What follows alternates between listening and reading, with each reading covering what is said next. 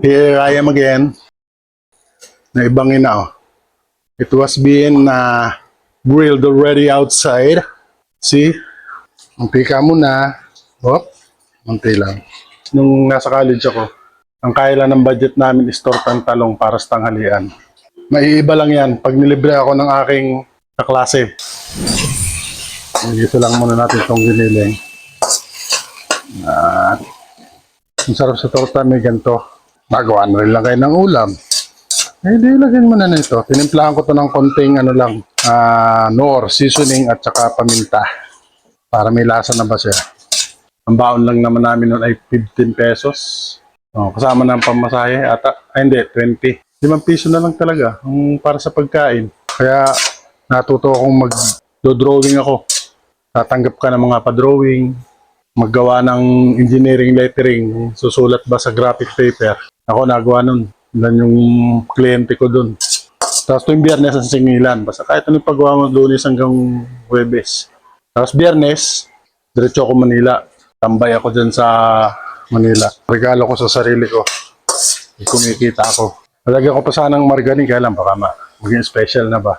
Yun na lang muna. Lagyan na natin ang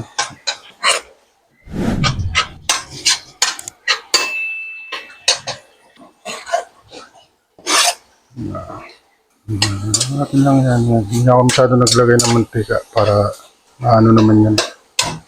Amoy na, amoy na. Tapos yan.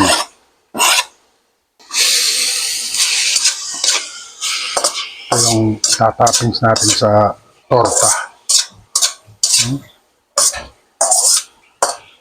Tapos, dahil may ganyan, ikla natin ng konting. Yan. Tak, tak, tak. Saan mo to? Kasi naglagay na tayo kanina. Lagay lang uli ako. Naglagay na ako doon kanina sa timpla ng giniling. Ito, ilalagay ito mamaya sa... Pag lumamig ito, ilalagay ito doon sa pinasaw na itlog ba. Ano to? Seasoning granules. Ang teaspoon lang yan. Lumasa ng ayos ba.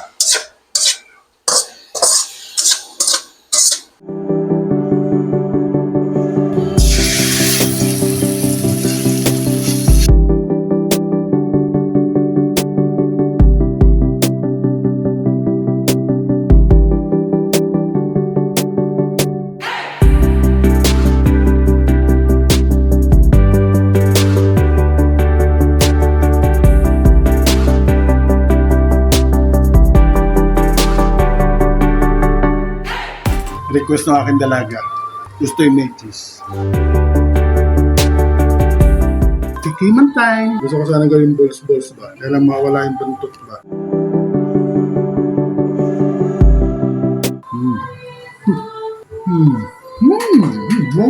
Dalawang variety. Ang isa, garantong kulay. Manado may cheese.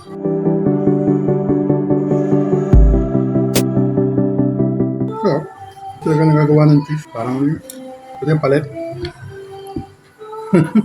Alam mo ba kung paano maging, diba, scramble ka ng egg.